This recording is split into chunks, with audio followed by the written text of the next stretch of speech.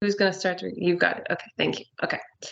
Hi, and thank you for joining us today. My name is Lindsay. I'm a master's student here at Bishop's University. Bishop's University is located on the traditional and unceded territory of the Abenaki people. Today, we are going to hear from Raúl Alberto Mora. He is going to tell us about his research focus, wherein gamers are researchers.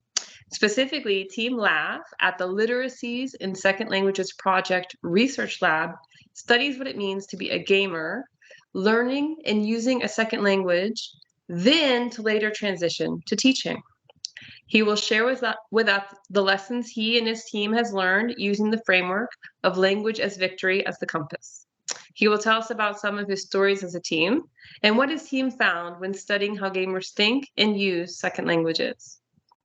Dr. Raúl Alberto Mora is an associate professor at the School of Education and Pedagogy at the Universidad Pontificia Bolivariana in Medellín.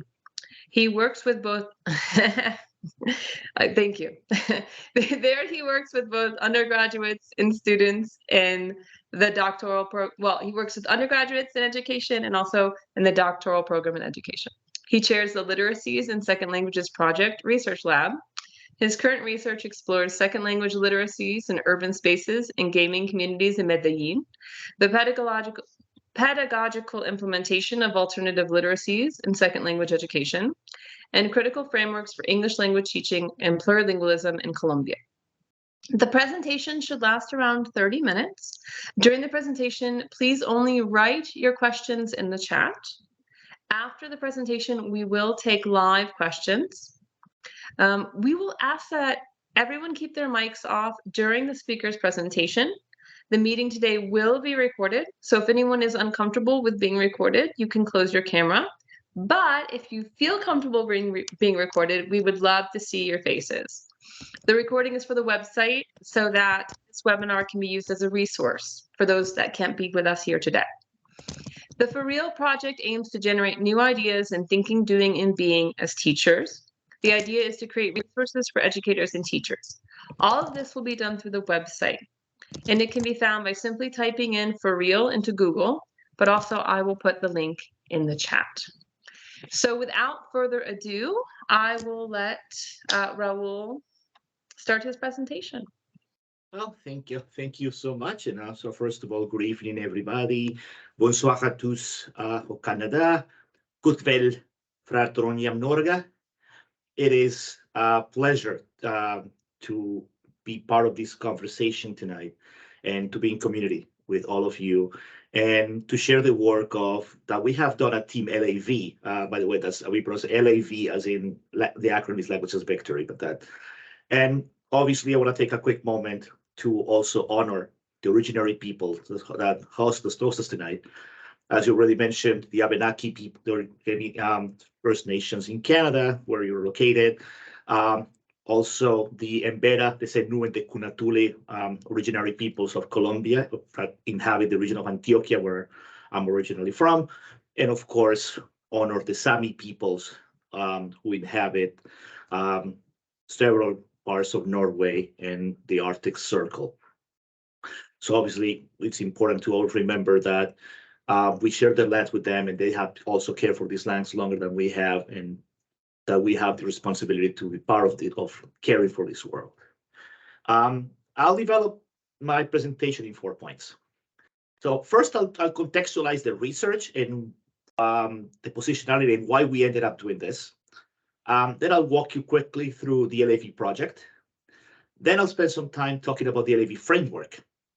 And then I'll share some of the lessons that we have, some of the few lessons we have learned that I can share in half an hour. There is a lot more, but I'll share some key points and then we can have conversation about that. So one of the first things we noticed when we started doing this, we started developing this project around 2014 when we first started, was something about, first of all, that video games have been part of our zeitgeist for a long time. As we look back, for example, I look back on my own history. My history as a gamer and as someone who was a video game enthusiast began when I got an Atari. I mean, we're talking about old school here, super old school, but But sometimes we forget that that old school is what got us here. That from those two-story to 2D graphics and the limited storylines, and there were storylines, it's just that the storylines were not in the game. Sometimes it weren't manual. We just moved to complex 3D graphics and layer storylines. Like when I look, for example, now I play Mortal Kombat 11, and I can't wait for Mortal Kombat 1 to show up. There are these rich storylines, and the graphics are superb. And we have moved from the consoles, Atari, Nintendo, and all the way back before that, the one that used to play Pong, to the PC, to the mobile games. So there has been this growing trend to do research on gaming, where we have been also looking at the evolution of the games.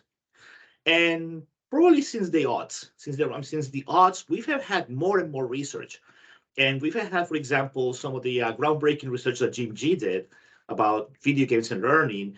And then we had some of the questions about gamification that, for example, McGonigal started raising about the notion of gamification and what potentially it could have in different scenarios, including, but not limited to, education. But one of the things we noticed was that a lot of the research, and I'm not saying that research is flawed, I'm saying it's just one particular characteristic. It focused a lot on the games, and it featured the gamers as participants. So maybe one of the investigators in the group could be a gamer, but it was usually teams of like experienced researchers, faculty members doing the research, but always observing gamers and talking to gamers. But the focus was mostly the games. So it's like, yeah, let's look at the MMORPG and let's see these people play it. Or let's look at World of Warcraft and see what these people do when they play it. And let's look at League of Legends and let's see what people do when they play. When I started the project and I started bringing the gamers, first of all, I wanted to train them to become researchers. But at the same time, they started training me on how to be a gamer. And I wanted to start focusing on the gamers, both as researchers, but as participants and as lived experience through the video games. So in the research we do, we don't zero in on one specific video game. We look at multiple genres. We look at MMORPGs. We look at mobile online battle arenas. We have looked at real-time strategy games. We have looked at different kinds of games. And as I'll show later in the presentation, now we're moving, spoiler alert, into Dungeons and Dragons. But I'll get to that later in the presentation. And I wanted to also look at two positionalities of gamer. First of all, the gamer as a second language user. From the notion that the gamer comes to the language as a necessity in order to participate in the games and to win the games. But then also the reality that I'm in a teacher education program. And all of my researchers are teachers or teachers in training. And some of my undergrads have come to the lab, have come to Team LAV with, let's just call it, for lack of a better term, an existential dilemma. And the existential dilemma is simple. Do I have to stop thinking, being, breathing, and living as a gamer now that I'm going to go into the classroom? And my answer has been, no, you don't. Because we never ask this deal from anybody else. I've never seen anybody telling people who play music that you should stop thinking about using music in your classroom when you're teaching English. And I've never seen anybody saying, oh, you're a painter. You shouldn't consider using painting and art in your class. We even created a whole thing called arts-based research to actually welcome them into the fold. But with gamers, it's like, no. That's no. You cannot. You're gonna have to stop being a gamer once you start teaching. I'm like, no, why not? Why? It's like I don't stop being something just because I'm something else. There are multiple identities that cross. And as our team and the diversity of our team has proven, one of our members has even embraced the gamer side of herself as a mom. So she literally calls herself a gamer mom. And Tatiana is gonna be making an appearance in the presentation at some point. But I wanted to bring that because it's important. That I wanted to focus on. So I said I went from a game-centric research to a gamer-centric research. I'm still looking at the games, but I want to look at the gamer. I want to pick the gamer's brain while the gamers are helping me do research. And then as we think about the idea of gamer, and this is a definition that two of my researchers, one is no longer with us, Jefferson San Martin Arango, but Carlos Sanchez Rodas, aka Kylo, still part of the team. They provided this working definition of gamer, where there are two particular characteristics. That is not simply playing the game, but it's also the commitment to the game and the participation in communities. So there are two characteristics to being a gamer, which is commitment and participation. Those two elements of the definition of gamer are gonna return later when we talk about the LAV framework. And from that definition I showed you, we propose an initial taxonomy that we have been playing with and toying around for several years, where we have one thing that we call the casual players. So people who play every now and then, or people who sometimes play mobile games, and they just do it for small amounts of time, recreation, but not something that it's just a pastime. Sometimes I do that when I play. I play sometimes one game. I play one game when I'm flying. When I'm on flight, I can just play a little game that my phone has. That kind of a casual player. But I'm not committed to playing the game. I'm not committed to learning about the game. I'm not committed to participating in forums and communities and watching. I'm not going to YouTube channels to learn to play the game better. That's where you start kind of drawing a line between what you call player and gamer. So when we say, for example, there are hardcore gamers, so these are gamers who devote big amounts of time and invest not only time, but also money in putting their stuff together. So people who invest money in getting gaming laptops or building their own gaming towers and getting the equipment and spending time in communities, in forums, and learning about the game. And then the other side is when you move into the more competitive side of this, where you have the semi-professional gamers, and we have several in our team. We have several hardcore and semi-professional gamers. So they participate in teams, they compete in tournaments. And then we have the case of one professional gamer. So he has competed internationally. He's got sponsors. He got like endorsements and sponsors and stuff like that. So this is when you start thinking about esports, for example. So people who move into esports, and now I know that there are universities in at least in the United States that we're starting to think that esports is something that it's like, yeah, you can actually get a scholarship to go to college as an esports player. So that's a professional player. So what we have in my team, it's made of hardcore, semi-professional, and professional gamers. Because I wanted to focus on these groups because I really wanted to understand what makes gamers tick. And while understanding that with them, not just through them, but with them, start thinking how we can translate that into language learning, into language teaching. So let me quickly introduce the LAV project. So once again, LAV, yes, Sunny. Do you want to share your PowerPoint? I'm not sharing my PowerPoint. No. Oh, goodness gracious! And I've been talking for 10 minutes. And oh my goodness gracious, gotta love that. Yeah, I've been passing and I'm like, oh boy, that happens. I think everybody can see it now, right? Okay, so let me just quickly go back to the first. So as I told you, this is the taxonomy. Let me just quickly backtrack. And the definition of gamer I mentioned in the previous part of the presentation. Of course, the counter proposal and the context of gaming research. So I'll just walk you through that. This is gonna. Oh, my students are gonna make fun of me tomorrow. I can already see that happening. This is gonna be the bloopers. They're gonna make fun of me when they watch this video. If you do that, guys, I love you, and you're awesome. Okay, so let me introduce that. So I said I love them and I'm also going to introduce the awesome Team LAV, part of what I like to say, the best darned research lab in the world, the Literacies and Second Languages Project Lab. And this is Team LAV, one of the 3 teams of our, in our lab. So this is the team. I'll quickly introduce them, and this is the order they appear at the Discord server.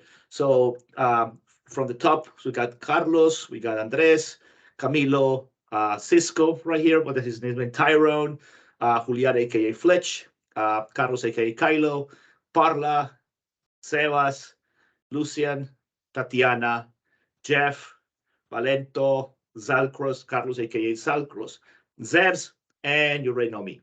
And yeah, this is our little motto. That's a motivational thing. We say we play together, we win together, we die together, Team LAV for life.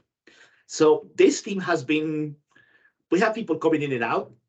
Some people have been from the beginning stages, and some people just joined us last Friday. So we had, like Lucian just joined us last Friday. But Tyrone, for example, has been from the very beginning. But having people who have been since 2014 or 2016 has really helped us establish a core that we have sustained over the 4 stages of our research. So we had the first stage at the very beginning. I like to call it, and I like to use the word stages because it kind of reminds you of video games. So that's one thing that also I want to point out, that it's when we talk about the idea of gaming and games and gamification, in our work, it's not simply talking about the subject. We have also gamified everything we do, everything we do in the research. So we operate as a gaming team. We have roles in our projects like we have in gaming teams. We have, and we are modifying. We have modified, even we had adapted the methodological aspects. So for example, there is one thing we talk about in qualitative research is the famous Rashomon effect, as in this idea of looking at multiple points of perspective based on Rashomon, the Akira Kurosawa movie. But recently in our work, we said, I mean, that doesn't make sense to me that we're using Rashomon to talk about video games. So I just tasked my gamers and said, find me one game that resembles Rashomon. And Parla, one of my students, said, Disco Elysium is the one you're looking for. And I said, well, I'll take your word for it. You're telling me that's the one? He's like, boss, you got it. I said, hey, I'll take your word for it. You tell me that's the one, that's the one. So we don't say that we use the Rashomon effect to analyze our data. We say we use the Disco Elysium effect to analyze our data. So we use the idea of stages, and we had 4. We had the stage 0, which was the trial where we started doing the beta test of the LLV framework, when we started initially looking at our gamers' background. Then we moved to the first stage when we kind of really created the first major version and the first major working definition of LLV framework. Then we started moving into digital ethnography as our weapon of choice, and as we started evolving the framework. And now we're at the point that we had a project called the LAV Gamification Initiative, where we got the gamer-centric view of gamification and gamifying. We have moved from looking at gamers as second language users to also start looking at gamers as second language teachers. And this also corresponds to the overall evolution of the team, where when we started here, everybody was an undergrad. But as we started progressing, people started graduating.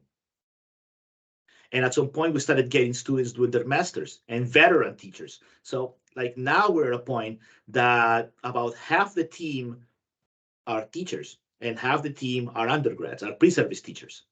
So it's a very diverse, it's a very balanced team. And now let me introduce then the LAV framework, the Language as Victory framework. So first, I want to bring a consideration by Carlos, aka Zalcros, the X-Man, where he says, understanding that, and this, I asked him the question, what you want me to tell the audience about the experience that we're doing? And so these are the actual quotes. And he says it's not just about gaming. It's understanding what happens in the game, but before, during, after the gaming process, understanding what happens in and out of the classroom. Over the years, we have developed a framework we call Language and Victory, and this is the last iteration of the framework, where there are three elements of the framework. First of all, is the characterization of language and victory. So when we think about language, we're really thinking about the linguistic and the semiotic and the aesthetic elements that make language. That when you're playing a video game, you're not just using words, whether print or spoken, you're also using images, you're also using all the colors, all the codes, but you're also developing this sense of appreciation for the game you're in. And then this notion of victory, that we first started talking about victory as winning the game. Victory as winning the game. And we said, well, yeah.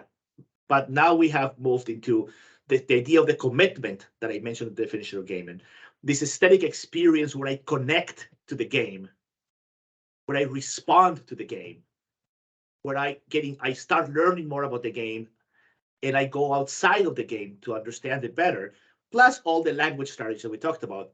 That is what brings victory. Conceptually, we use a number of concepts and ideas. So multimodality, as you know, this integration of the images and the colors and the sound and the multiple languages at play. The isotypes are these universal symbols that make it easier to navigate genres, games, consoles, and what have you. The idea of superdiversity is this new force of diversity that transcends geographical borders, because once you move into the digital spaces of video games, there are no borders. Sometimes there is not even time. It's a liminal space. I like to call it a zero gravity space, where a lot of things happen when it comes to language. Looking at new literacies and digital literacies, and looking at polylanguaging and translanguaging as this fluid continuum where people use multiple languages as resources, not necessarily being fully fluent in the languages, but simply using what they need in order to win the game. So we have evidence of players who just know they just know the basic words they need in German, or the basic words they need in Russian, for example, to navigate flight simulator games. And that's enough for them to play the game and win the game. And then we have 4 moments in this taxonomy for LAV. So first of all is LAV as learning. So it's everything you do in order to master the game. That involves playing, using practice rounds, going to YouTube and looking at playthroughs, all the networking that we do, participating in those communities, in forums, then the playing, the actual playing that happens. And then there is this notion of LAV as identity, where you feel connections with the game, where you feel like, for example, I'll give you an example of LAV as identity. When I play Mortal Kombat 11 myself, I have this particular thing that I never play with the bad guys. I never play with the bad characters. I only play with the good characters. So I only play Scorpion, I only play Sub-Zero, I only play Johnny Cage, I only play Sonya Blade. I never play the Joker. I never play Scarlet, never play Shang Tsung or Shao Kahn, because they're the bad guys. They're the bad people. They're the evil ones. I like to play with heroes. But there are people who my gamers tell me, there are people who actually do the opposite. They just pull a Stephen King on this, and they just play with the bad because it's a way to kind of, I can do it in the game. I'm not gonna steal a bank. I'm not gonna steal a bank, but I can go to the game and steal the bank. And so it's an identity in the sense of how I identify with the game and how I made the games part of my life. How I start picking up catchphrases, for example. How I start picking up catchphrases, and I sometimes, when I have to get my dogs to come to me, sometimes I do say "get over here," and I make the voice like Scorpion, because it's a lot of fun to get to come us to and say "get over here." Like I do that sometimes because it's fun, because it's also part of how I identify with the game. Now let's see what we learned. let's see what we have learned. So I'm going to show you 3 moments where I'm going to also really give a moment to some of my researchers to shine. So the first lesson, and just a quick note, all of these images that you see right here in the background, just to make sure we give credit where credit is due, I created all these images using Midjourney, the AI image creator that you can operate from the Discord server. I've been experimenting with AI, and I've been experimenting with Midjourney. And I said for this presentation, I'm just gonna create some images, and I'm gonna put them in my slide deck. So these images, except the one of the map, all those images, I created them using Midjourney.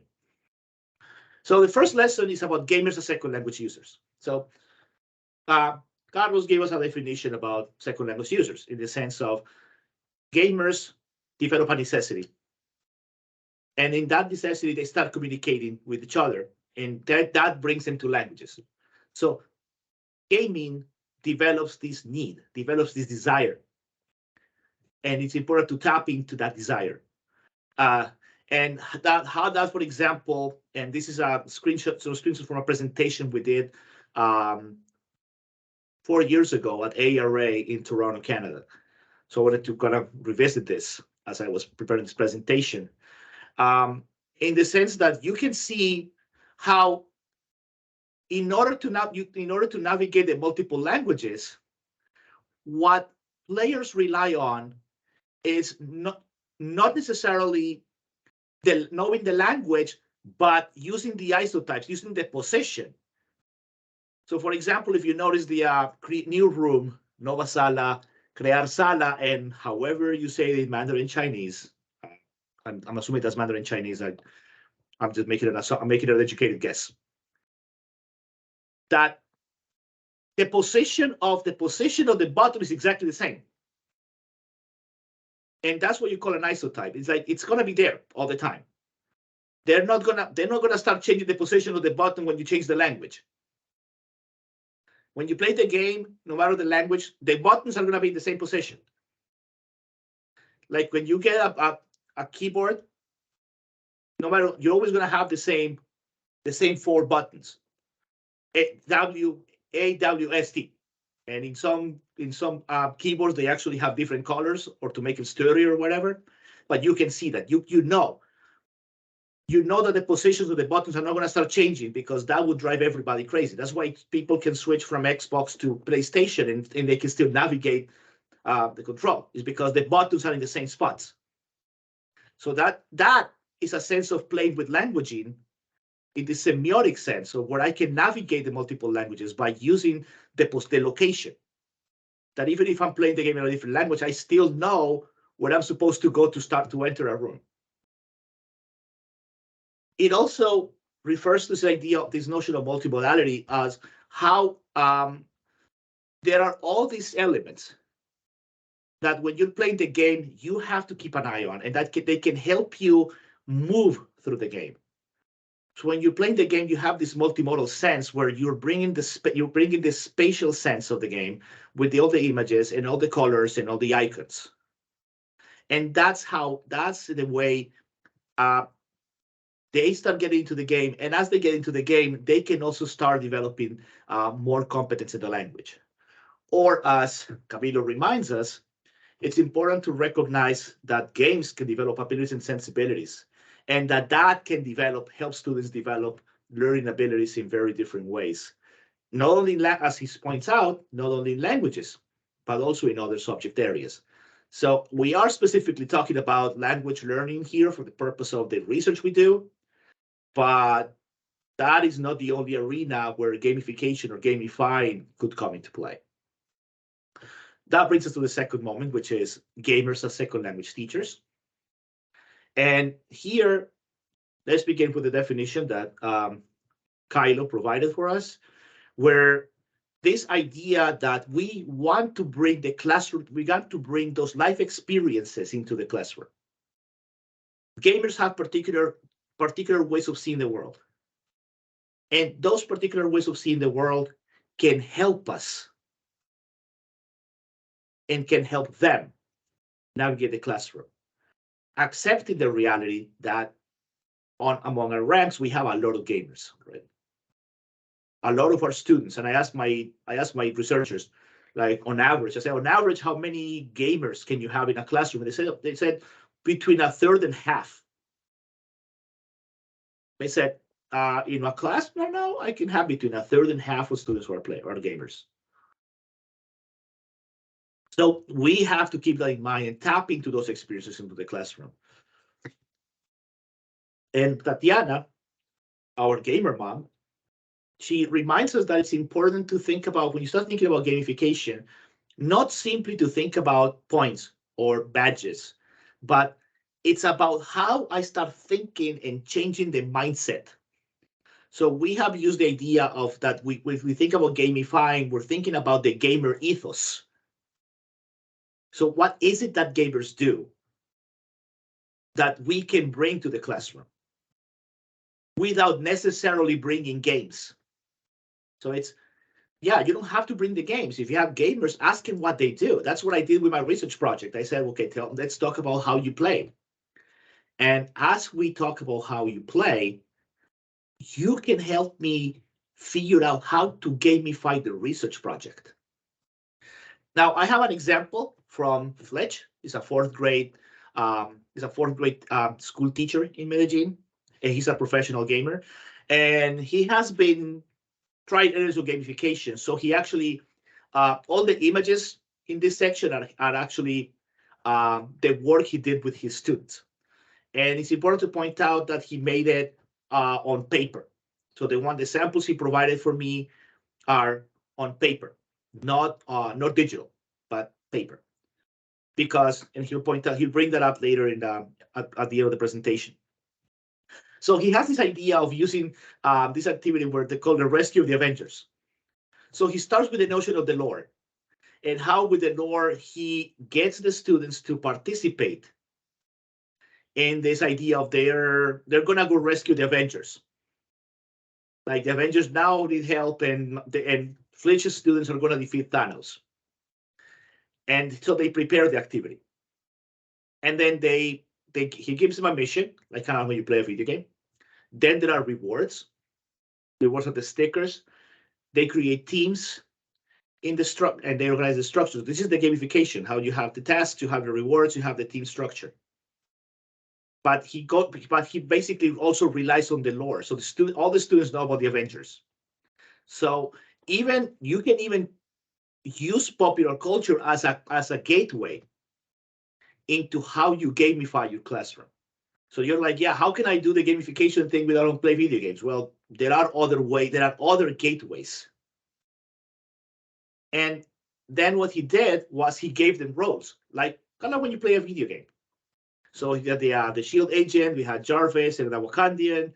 And as he points out the feedback, it's very important that teachers keep track of progress, because that's something you can sustain. So as you keep track of progress, as you would when you play a video game, you can keep track of your progress. If you go to a video game, you can have all these statistics about your progress, how many games you have played, how many games you have won, how many games you have, how many matches you have lost. If you're, for example, doing story mode saves your pathway, so you don't have to start all over again every time you turn on the game. Now, we have done so far a lot of conversations about languages victory in the context of video games. But one reality is that that's not the only arena where we have games. So as we have the LAV gamification initiative, we have also started a side project that I like to call LAV Beyond, as in I want to go beyond digital. And we use the curriculum. I mean, again, Fletch comes back and says, well, remember, not everything is digital. And when we mention gamification, do not fall prey to the trap of assuming that gamification means digital. We've had games for a long time. And I was actually joking, but not joking, with one of my researchers saying that now that we are starting to move into the non-digital, if I told you, if there is one of you or someone in this team who wants to start looking at how to gamify, how to use hopscotch and gamify hopscotch as a classroom situation, you got my blessing. I told him, if one of you wants to start gamifying hopscotch and figuring out a way to gamify hopscotch as a classroom activity, you got my blessing. I'm not the one who's going to stop you. I'm the one who's going to support you. So maybe next year I'll come to talk about hopscotch. You never know. I don't know where this is going to go. But I know that we are already moving into looking at this idea of Dungeons and Dragons. So I have a group of researchers, but there are two in particular who are focusing on looking at Dungeons and Dragons and running the LAV framework through the experience of playing Dungeons and Dragons. And as Camilo points out, I mean, because there are formulas, there are all these aesthetics, and there is a lot of interaction, a lot of conversation, there is a lot of engagement. And Dungeons, so now we have this particular area where we're starting to gradually move into looking at analog games, into looking at board games, into looking at trivia. At some point, we might even start looking at trivia, or like games like Trivial Pursuit or Cluedo, and run them through the framework. This one is very much work under development, but I wanted to share it tonight because this is the next step. So we have moved from just looking at video games to now start thinking of games. And games, and at some point I said, I mean, when I told Lucian about it, I was serious. Like, if someone wants to start doing running the LAV framework through street games, I'm ready for that. I'm ready for that challenge. Just tell me where to bring the chalk. Pick the street or bring the chalk, because that's what's next. Now, I'm going to leave you so we can have time for a conversation with a final provocation, courtesy of Tatiana. And she asked this question. I love this question. When I asked her, she wrote this, and I said I want to use it with the presentation. She says, what is victory in the language classroom? I bring this up because, once again, I know some people are asking, but what if I'm not a gamer? Can I still use this? And the answer is yes. I mean, the research we have I have focused on working with gamers to understand it better, but to understand it better so we can also bring the non-gamers to the fold, not to exclude them. So right now, all my researchers are gamers, but at some point, with issues like LSV Beyond, at some point, we're going to have to open the floodgates and say, if someone says, I have never played a video game in my entire life, but I'm very curious, can I join LAV? We're going to say, welcome to the gang. Right now, I've worked with mostly gamers, but at some point, the configuration could change because of the configuration of the game. And we might have people who are not gamers in the digital space, but gamers in the analog or the board game arenas. And they will also find a place in our project. But I like that provocation of, let's think about what victory entails. And victory, I am going to play with this, understood as this idea of the commitment. The commitment, the practice. And think about even the LAV framework, the LAV as learning, networking, play, and identity. And think about how that framework, for example, can help us understand how language learners navigate learning languages. So if we start in that sense, if we think about language learning as a game, as a video game, as a game, you need to do that. You need to do the learning. The networking is all the conversations you have. Playing is the actual practice, and then identity is how you feel vis-a-vis those languages you're learning. So she asked questions. Is victory passing the test? Is that what we're doing? Is that what we want to do? Is that why we want to use gamification? Just so we can prepare students for a test? we want to use gamification to learn a topic? Do we want to use gaming in the area of gamifying so our students gain the confidence of using the language in public, so that some of our students who have the confidence to communicate in other languages when they're playing video games, they can take that confidence when they're not playing video games. And we can pick the lessons we learn from them and see how we can help other students who want to gain the confidence to communicate in public. So that's basically the presentation. I just have one last plugin that is not shameless at all. I'm not going to say it's a shameless plugin. It's not shameless at all. And the not shameless at all plugin, it has to do with the fact that, as I said, this research covers 8 years of our work as a collective, looking at all these different wrinkles about language as victory and cultural video games. And that is you're gonna be able to see everything we learned next year when our book is out. Now we're actually writing the book, but we have the contract and we're supposed to submit the book at the end of the year. But so hopefully that next year, at some point next year, you'll be able to read everything we did and everything we learned as a collective in our book titled Understanding Second Language Used as Gamers, Language as Victory, that I've had the honor to edit, and I have involved every member of Team LAV as co-authors of all of the chapters.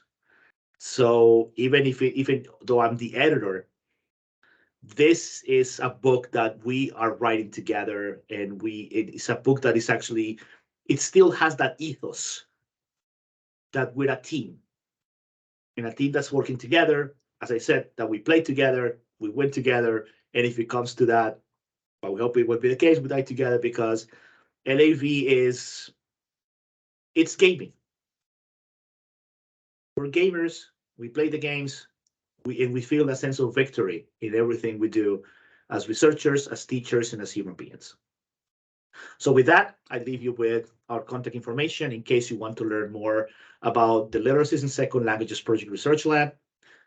You can contact us via email, and you can check our link tree with LSLP. So linktr.ee/LSLP Legion. That'll give you access to our website, our Instagram account, our Twitter, and our YouTube channel. And with that, I would love to engage in conversation with all of you. So I'll stop sharing so we can actually have the conversation.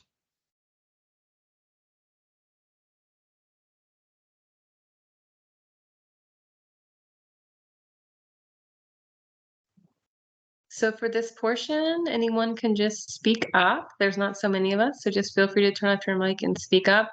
There aren't currently any questions in the chat, but also feel free to write something in and I can read it out if you want that. Well, I see that Monica just raised her hand, so. Hi. Yes, I'm so proud of myself for having found my virtual hand. So let me say, thanks so much.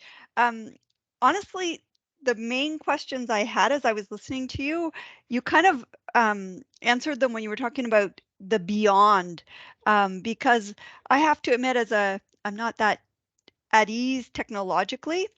And so I was thinking, like, sure, you've got all these gamers that are bringing this to their teaching, but then do you really want teachers to bring gaming to their classroom? Because I'm not a gamer. I might be at best a casual player. So I think that when my anxiety around the tech aspect was really brought down a level when you started talking about Dungeons and Dragons. So I'm really excited about that branch of your project and where it will take you, because it expands it, and I think it makes it more accessible for teachers who aren't gamers and who don't consider themselves techie. Yeah, I think that's a lot to cover. First, I mean, so LAV Beyond, I think it kind of started. I mean, I started drafting the idea around the same time as I started thinking of LAD gamification initiative. It's that we started first with the gamification initiative because we had enough bodies to start doing it. This year, when I was working on the book, and I'm happy to share this part, that chapter on Dungeons and Dragons was not part of the book when I submitted the proposal initially.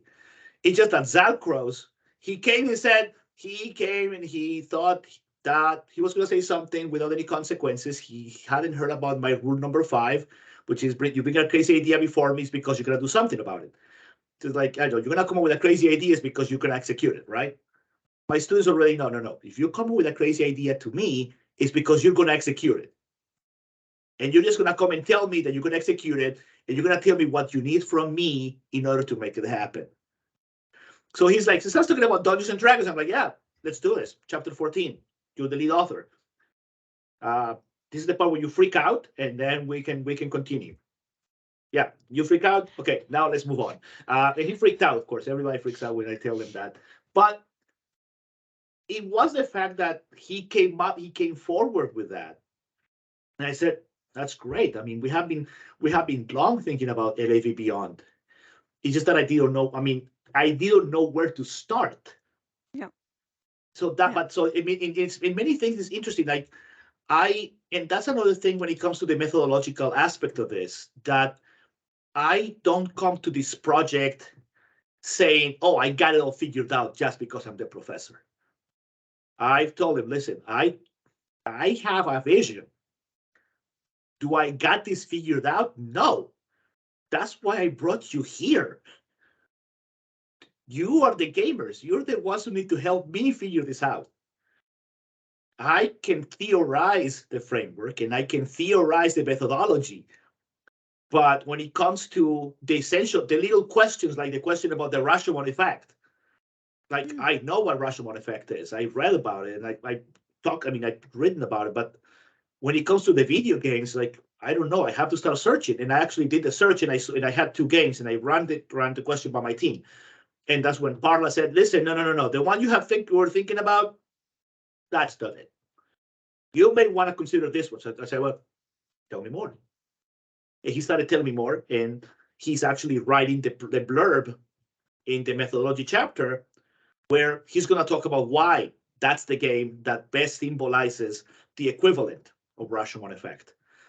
When I'm thinking, so it's not so, but yeah, but we've also been very conscious about, we don't want to make this research restrictive, that you must be a gamer in order to understand our research. No, we want you to look at it through our eyes, so you can have a taste of it, and then you can experiment with this. You can experiment the LAV framework. The elements of the framework are very easily translatable to analog games, to street games, to sports. I mean, there are. I could go on, and I want to stop because this is going to be recorded. Then my students are going to hate me because I'm going to start branching out. But yeah, but we're already thinking about multiverse. No, but by the way, it's okay because we're already thinking about multiverse theory, and how multiverse theory is going to push LAV to another level. We already have someone writing about it, so multiverse theory is already part of this. Oh, it'll be really exciting to see the book when it comes out. I see that Maria has a question in the chat. She doesn't have a microphone. Can you see it, Raúl? Yes, I can. Okay, great. Yeah. Let's see. I'm sorry I don't have a working mic because I'm planning to learn Spanish for this coming semester. I want to incorporate gaming into my learning. My brothers are both gamers. They're kind of hardcore in that they have a gaming community, Twitch, Discord, and they have MMORPGs. Do you have any advice on how I can do this? Any game community recommendations? The first thing I would say is tap into your brothers as a resource. I mean, you already have gamers in the family. Start there.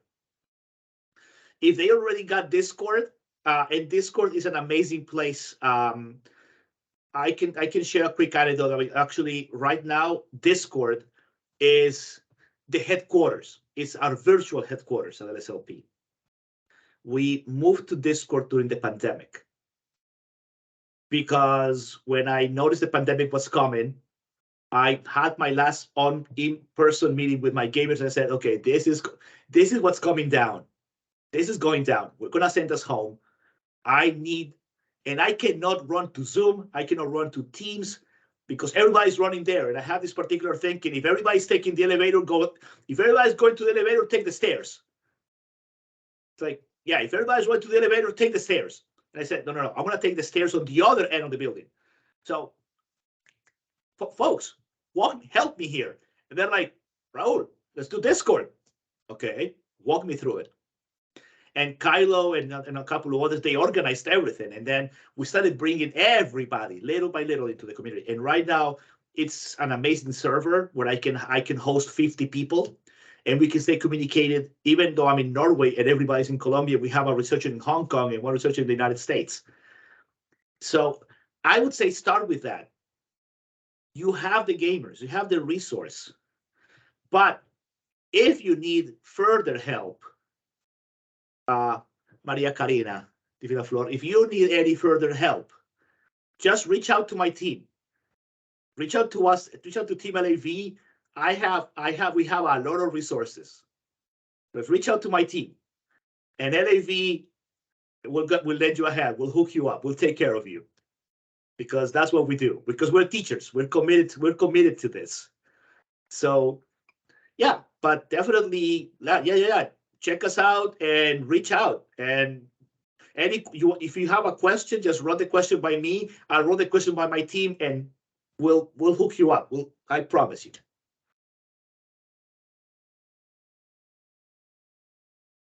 Sorry. Well, thank you so much for your talk. Very interesting. So I just want to double check. Okay, am I hearing correct? So gaming or gamification doesn't necessarily mean that we have to bring video games into a classroom. It's really about the principles behind. Yes. That is translanguaging, making learning real, making the use of English or the use of language real and necessary. And through collaboration and through resolving a problem, that they engage in that kind of collaboration and hence practicing using the language. Yeah. It's the ethos. Yeah. Right.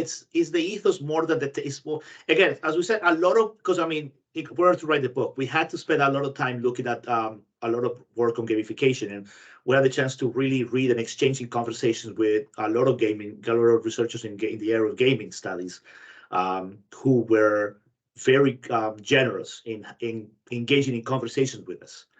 And as I said, one of the things we wanted to look at was, let's look at what gamers do, because even when you talk to gamers, they don't want to play games in the class. What they want is, as you said, that their experiences be validated, that their life experience be validated. And it's important because, going back into the methodological aspect, when I decided we needed to gamify our research, because I said, if we're doing research on video games, it's not enough to simply talk about the genres or talk about, no, we have to go, I mean, at some point, we have to go for broke. And we have to gamify everything. And everything is everything. In the sense of, let's think as gamers. But I wasn't going to start doing that myself. So I just went to Fletch and I went to Kylo and to other semi-professionals. I said, let's talk. Walk me through how you play in a team. What do you do? Walk me through that. And they walked me through that. And then we started agreeing, we need to have roles for everybody actually doing the games. And we mentioned that we had roles for the project. And then as we started writing the chapters, because we have multiple authors, then we also decided to come up with the analog. So when I introduced myself at the beginning as the lead tank, is because in some of the RPG games and the MOBAs, the tank is kind of like the one who leads the mission. And behind that, there are healers and there are supporting units. And so we kind of gave, every author has a role.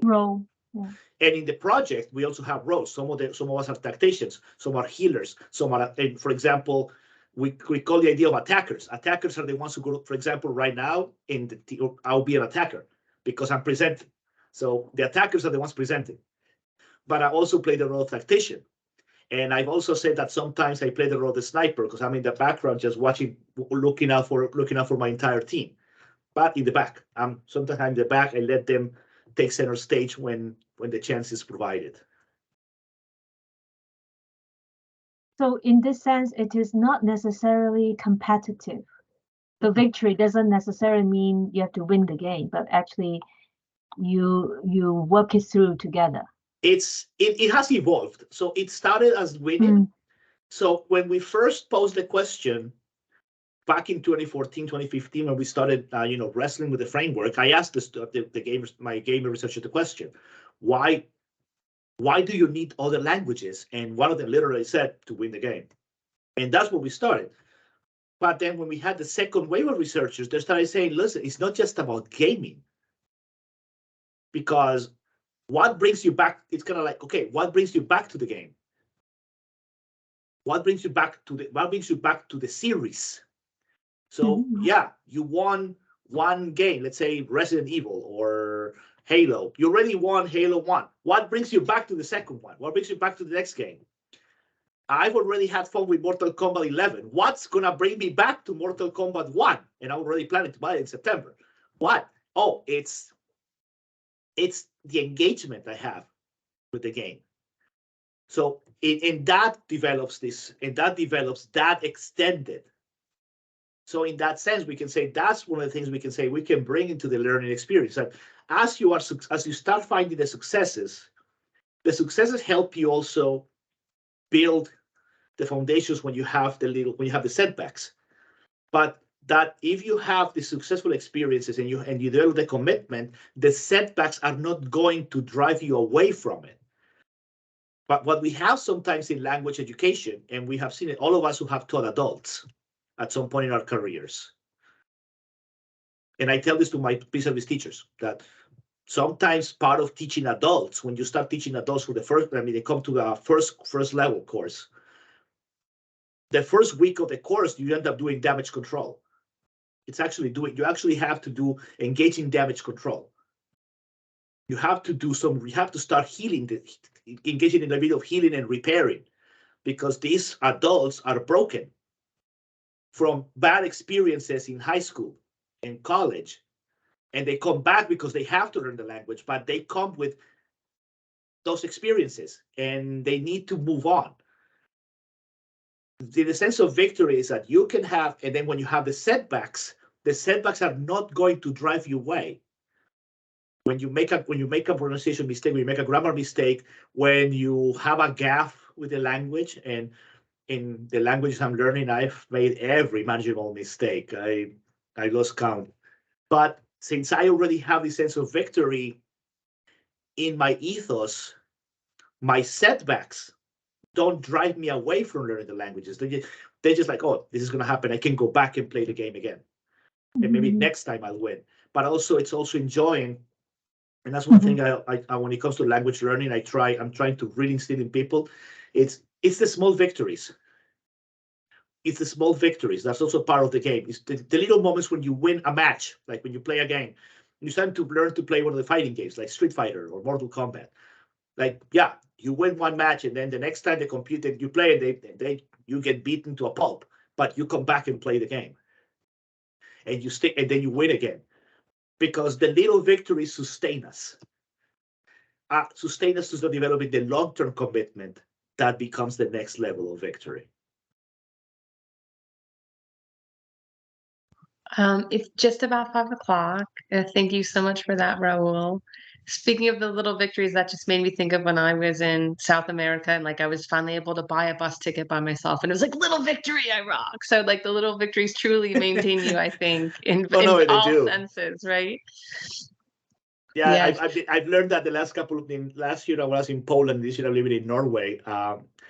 For me to be learning Norwegian I do it. So every day I get the setback because they speak to me like today. I was at the pharmacy, needed to buy some drops, and the clerks are speaking to me in Norwegian. I got lost. The setback. But then when I started looking at instructions, and actually was able to read that I had to read the frequency, how many drops, and I thought I can understand this. That's the small victory. So exactly. I walked away with a small victory, and I forgot about the setback. That's language as victory right there. Yes, absolutely. Absolutely. Well, thank you so much for this. It was really enjoyable. We're going to wrap up now so that people can get on to their next activities. but maybe one final applause. And I did put the For Real link in the chat for anyone, for everyone, and this video will be available there in a few days. So thank you so much, and everyone.